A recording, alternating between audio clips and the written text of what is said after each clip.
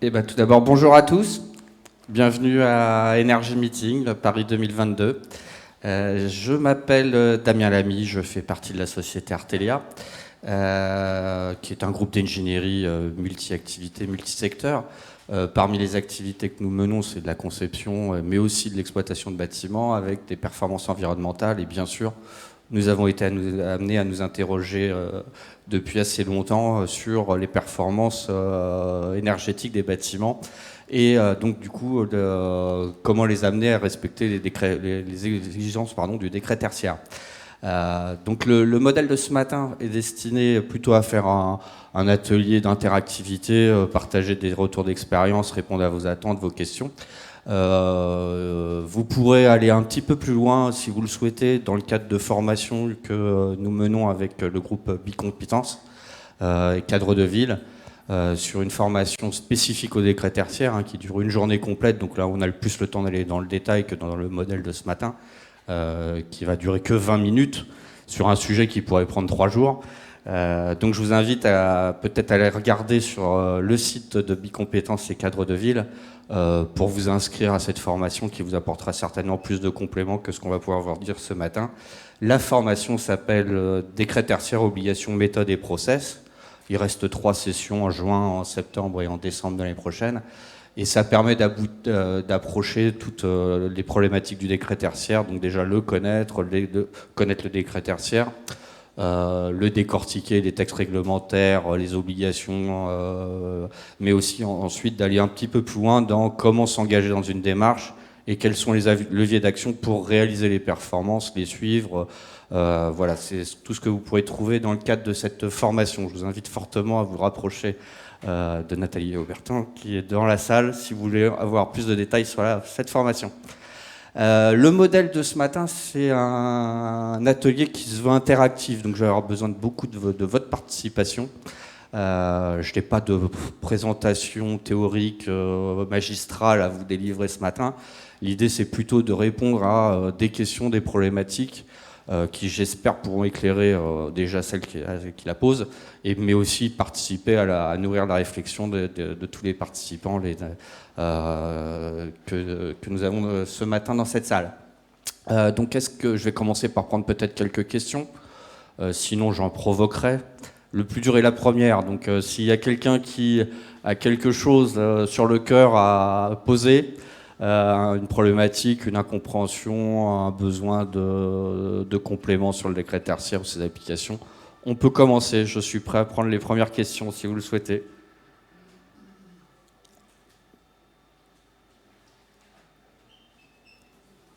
Pas de première. Si, il y a une première question au fond. Merci monsieur.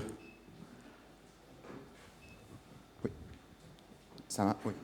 Vincent Blasco de Atalian Maintenance et Énergie. J'avais une question par rapport à la rigueur climatique. Sur l'une des précédentes formations que j'avais fait sur le décret tertiaire, il y avait la rigueur climatique été-hiver qui était encore, on va dire, en cours de redéfinition. Est-ce qu'il y a eu du nouveau là-dessus, puisque c'est un paramètre quand même important pour le décret tertiaire et à renseigner. Est-ce qu'il y a eu du nouveau sur justement les règles de calcul ou ce genre de choses ? Alors, sur la rigueur climatique, juste pour reposer la problématique pour l'ensemble des intervenants, bien sûr que quand on dit objectif de réduction ou objectif de performance, c'est bien ça le sujet du décret tertiaire, c'est que nos bâtiments existants soit réduisent leur consommation par rapport à un passé, soit obtiennent des consommations à ne pas dépasser, comme le 130 kWh par mètre carré par an, qui serait l'équivalent d'une vitesse à ne pas dépasser sur l'autoroute, par exemple. Et bien sûr, ça pose la question de oui, mais il a fait plus chaud, il a fait plus froid, donc j'ai consommé un peu plus de chauffage. Est-ce que c'est justifié ou pas? Donc la question de monsieur est relative à cette problématique de dire j'ai une consommation d'énergie, mais elle peut être impactée par des sujets que je ne maîtrise pas, que je subis, et comment je peux justifier de ma performance au regard d'un facteur extérieur que je ne maîtrise pas totalement. Donc effectivement, il y a des modulations à la fois de l'objectif de résultat, mais aussi de là où on partait, donc de l'année de référence, qui prend en compte s'il a fait trop chaud, donc les DGU, pour ceux qui connaissent ces indicateurs, ou s'il a fait, enfin plutôt trop froid, pardon, les DGU, et s'il a fait trop chaud, puisqu'on a des bâtiments qui consomment de plus en plus en été, de par les apports internes, qui sont de plus en plus importants, notamment les immeubles de bureaux. Et donc, on mesure ça par des DJR, la rigueur climatique d'été. Et bien sûr, alors, pour répondre à votre question, non, ça ne va pas changer. Ce sont toujours les mêmes formules qui sont embarquées, qui sont, alors je vous rassure pour la majorité des gens autour de la table, qui ne sont pas forcément à calculer individuellement, qui sont souvent embarquées par la plateforme Opérate, en déclarant uniquement la station à laquelle est raccroché le bâtiment. Après, les formules, on peut en penser ce qu'on veut, elles seront arbitraires et elles devront être subies. Mais elles reflètent, je vous rassure, elles reflètent quand même une modulation pour prendre en compte l'impact de la rigueur climatique par rapport à la station météo dans laquelle on se trouve. Donc je ne sais pas si j'ai répondu complètement à votre question. Alors oui, en partie, mais justement, ça m'amène à une deuxième question, c'est que ce qui est renseigné en termes de consommation, ça va plus être au niveau des compteurs généraux, que certains sites peuvent être équipés de sous-compteurs, mais dans le cas où, admettons, il y a des sites qui ne sont pas équipés de sous-compteurs, sachant que la consommation totale n'est pas liée à cette rigueur climatique, comment est-ce que ça pourrait être ajusté comment est-ce que c'est ajusté, justement? Alors c'est ajusté par la plateforme. Vous indiquez simplement vos consommations là où vous êtes, et dans le cas le plus simple. Dans le cas le plus simple. D'accord, merci. Voilà. Une autre question? Oui.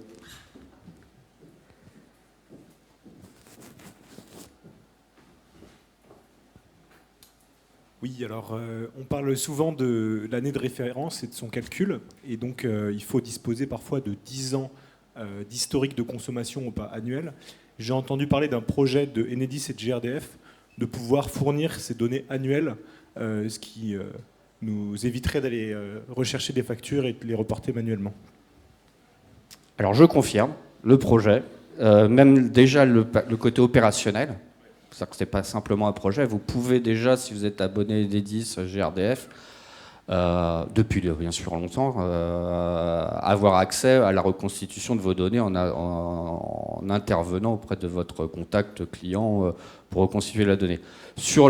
Alors attention, sur les compteurs qui étaient déjà en télérelevé avec digitalisation des factures.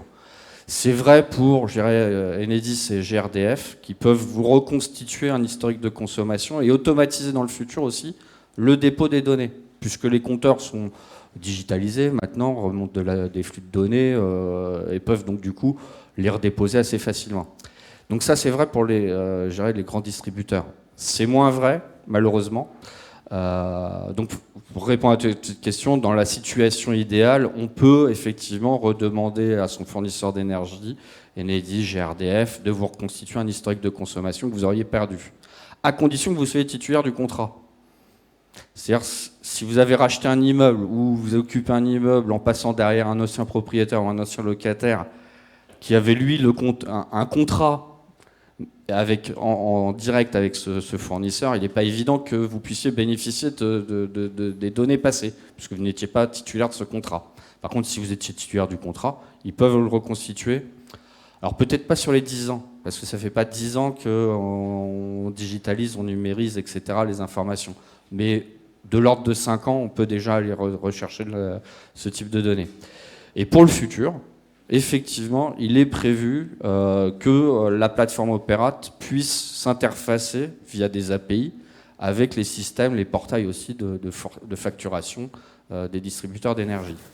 Alors je disais attention, c'est moins vrai de reconstituer les informations, par exemple pour tout ce qui est réseau ou fourniture de fuel, par exemple, qui sont sur des factures. Et là, effectivement, si vous n'avez pas la donnée, vous ne pouvez pas justifier de l'année de référence, enfin du passé. Parce que je rappelle les objectifs de résultats, quand on travaille sur une valeur de référence, en réduction par rapport à cette valeur de référence, doivent être absolument documentés par des factures. La preuve, c'est vraiment la facture, c'est la donnée qui a été facturée. Ce n'est pas la donnée qui aura été malheureusement suivie par des rapports de suivi. Même si, aussi bon soit-il, aussi fiable soit-il. J'ai répondu à votre question. Et du coup, quels sont les outils mis à la disposition par GRDF et Enedis pour pouvoir récupérer cette donnée sur peut-être 5 ans, voire 10 ans? Alors Alors vous avez les portails clients, déjà, où vous pouvez télécharger déjà vos données.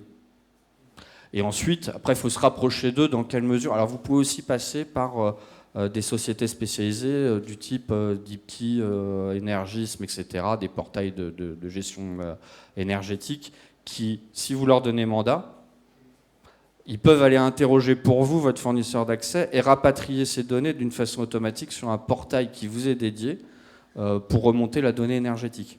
Voilà, donc après, faut se rapprocher de son fournisseur ou mettre en place une société spécialisée pour automatiser ce genre de relevé. Mais on peut estimer que d'ici 5-10 ans, tout sera numérisé et sera simplifié d'un point de vue collecte et remontée de la donnée. Voilà, ce qui n'est pas le cas aujourd'hui au démarrage.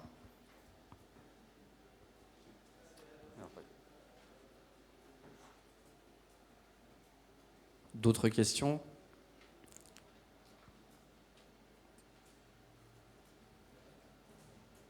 Peut-être qu'on a certains propriétaires ou locataires qui pourraient ne pas poser peut-être de questions, mais partager peut-être un démarrage sur le... Ah, il y a une question au fond. Voilà, pardon.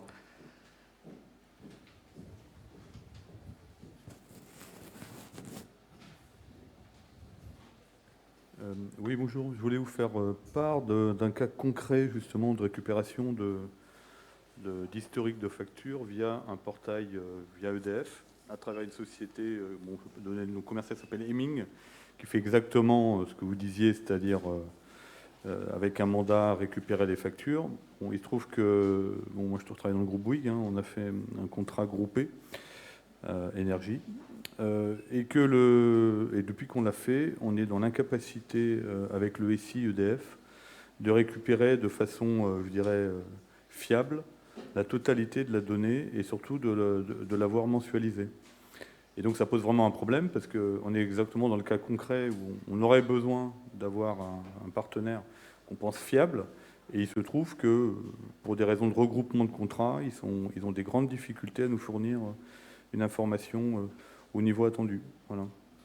Alors, au niveau du point de livraison, ce que je comprends, c'est que vous avez un contrat peut-être qui regroupe plusieurs entités. Oui, alors voilà. Je ne vous cache pas que c'est compliqué parce qu'on a des contrats CARD, on a des contrats, enfin on a un peu, voilà, on a différents types de contrats, on a aussi des antennes, on en a plus de 100 000, enfin bon, je vous passe les détails. Mais donc ça rend les choses quand même complexes. Effectivement, pour quelqu'un qui fait juste du tertiaire simple, avec un bureau, voilà, ok. Mais dès qu'on commence à multiplier les implantations géographiques, les implantations, je dirais, techniques qui sont différentes du tertiaire et qu'on essaie de mixer tout ça dans quelque chose de global, on voit qu'il y a du chemin à faire, quoi, hein. Oui, il ne faut pas négliger qu'il y a encore du chemin à faire, ça c'est tout à fait clair. Voilà. Je ne suis pas sûr que la tolérance opérate, enfin, du moins, soit au même niveau, ça je veux dire. Voilà. Si on doit justifier, des fois c'est difficile.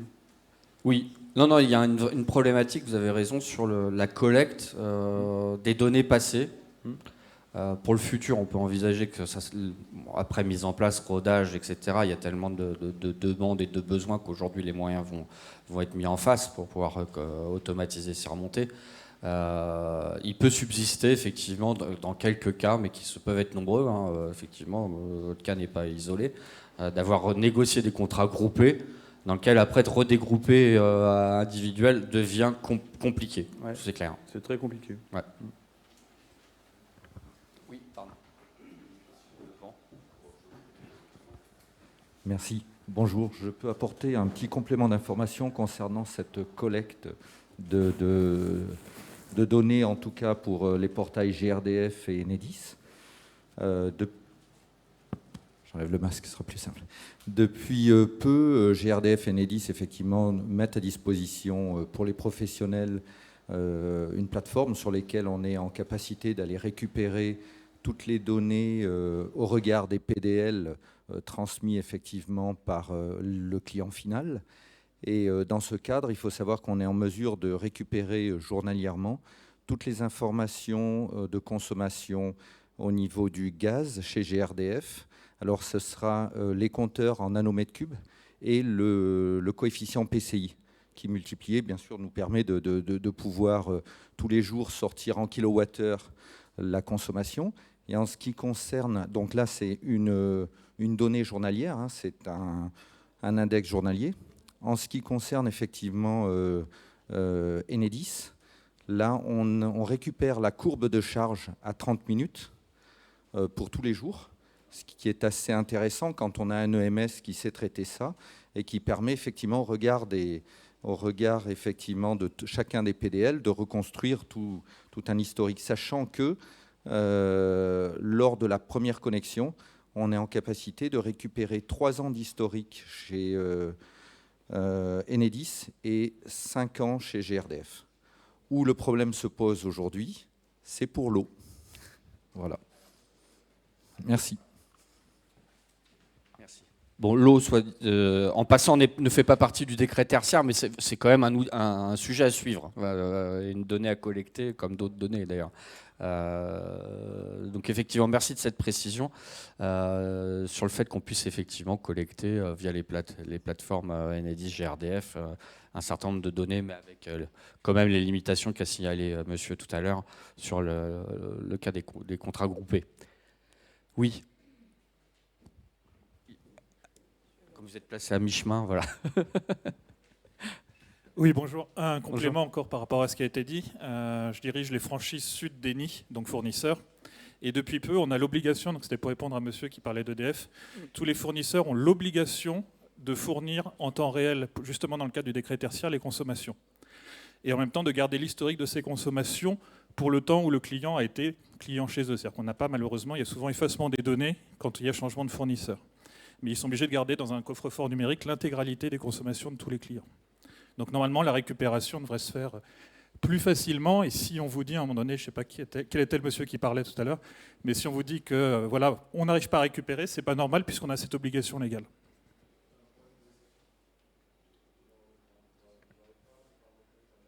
Ah.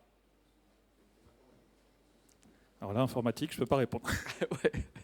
Non, mais qu'il y ait des besoins d'ajustement, mais la règle, et ce que vient de dire monsieur, c'est qu'il y a une obligation d'archivage, de transmission. Et il y a effectivement un point dur, c'est au changement soit de fournisseur, soit au changement de titulaire du contrat. Passé, hein, je parle. Oui, passé, parce que maintenant, dans le cas des changements de fournisseurs, il y a à nouveau cette obligation de les garder, de les transmettre. Mais voilà, dans le futur, quand on changera de fournisseur, on pourra continuer à avoir la donnée de consommation, y compris passé. Par contre, c'est pour reconstituer les années de référence, donc 2010. Si vous avez changé de fournisseur et que le fournisseur à cette époque-là ne digitalisait pas, etc., la seule solution, c'est de rechercher les boîtes d'archives à la compta pour ressortir les factures, si elles ont été bien archivées et bien conservées. Voilà.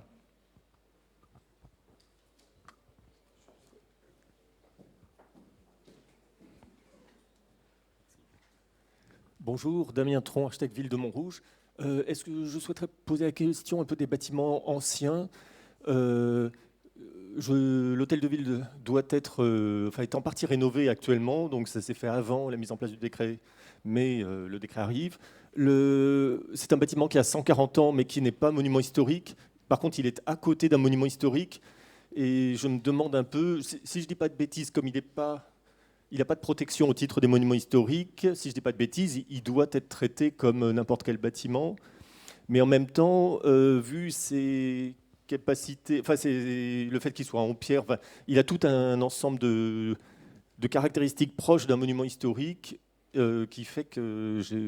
Est-ce qu'on a déjà des exemples de maîtres d'ouvrage qui se sont un peu positionnés sur ce type de bâtiment et des débuts d'expérience à citer un peu? Oui.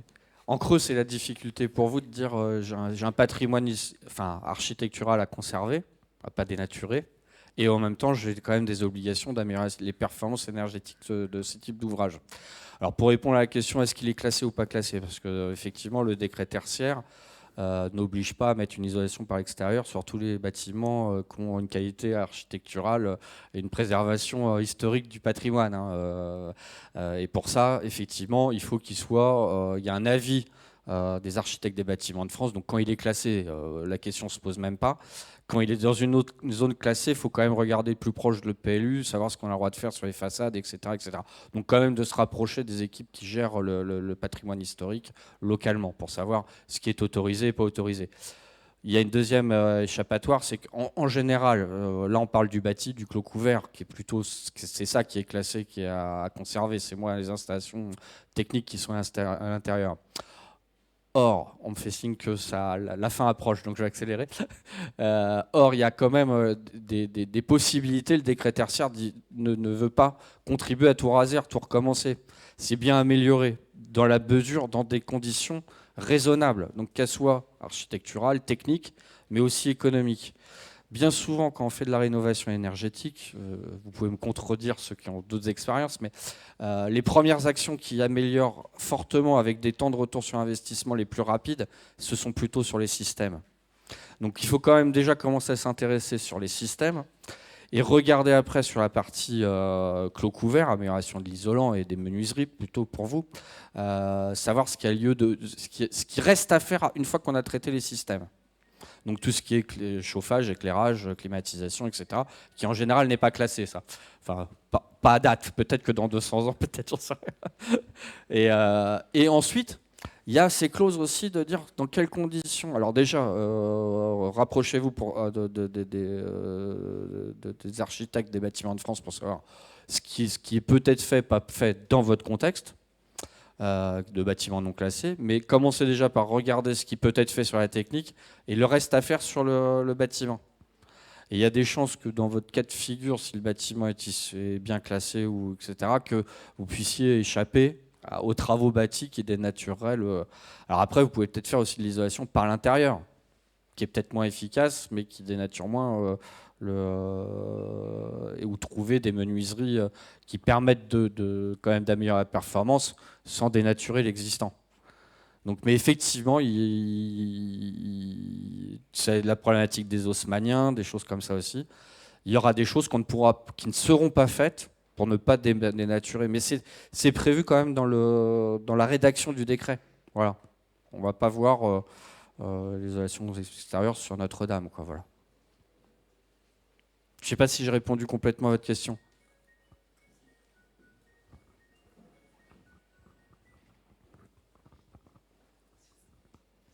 Bonjour, je suis Stéphane Flandre, le président de la société Intrax.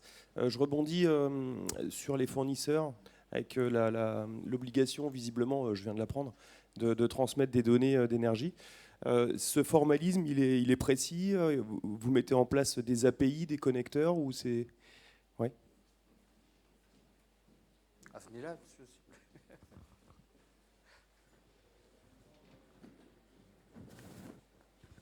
Alors je ne peux pas répondre pour tous les fournisseurs, hein, mais au moins je sais que Eni, Total et Engie, on a mis en place les uns et les autres des systèmes qui permettent d'avoir, par exemple chez nous ça s'appelle Optimeni, vous avez en étant en ligne, même pour les multisites, votre consommation instantanée, y compris des alertes de surconsommation, aussi des calculs pour vérifier en gros si votre puissance compteur pour n'importe lequel de vos sites est adapté en fonction de votre consommation, etc. Donc ça, c'est mis en place. Au moins, je pense que DF doit avoir forcément la même chose aussi, mais au moins pour ces quatre-là, c'est mis en place actuellement.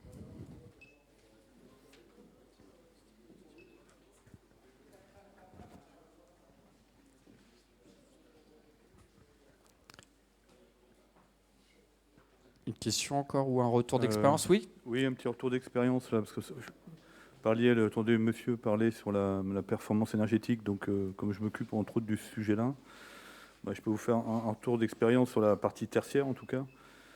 En gros, il y a 3 manettes sur lesquelles vous pouvez jouer, mais qui sont à condition qu'elles soient toutes dans la même main, ce qui n'est pas toujours le cas lorsque vous êtes locataire et qu'il y a un bailleur. Voilà. Donc la première manette, bien sûr, c'est l'enveloppe. Hein, donc ça, c'est l'enveloppe technique. Donc soit elle est donnée au départ, soit vous avez la capacité à la faire évoluer. Voilà. Sinon, vous n'avez pas beaucoup de solutions.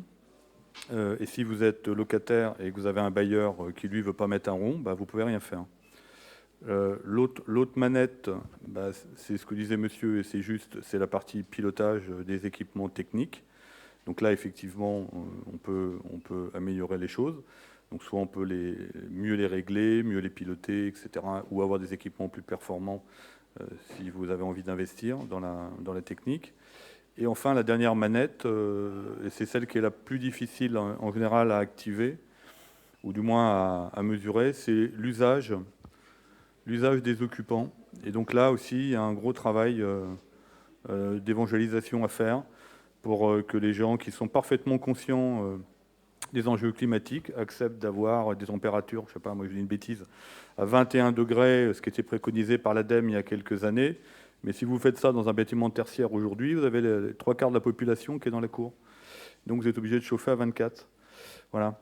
Donc c'est pour vous dire que voilà. Mais il n'y a pas 3. Voilà. Il y a 3 manettes et c'est ces 3 manettes qu'il faut combiner pour essayer d'avoir la meilleure performance énergétique. Tout à fait. Alors vous avez signalé plusieurs problématiques. Hein.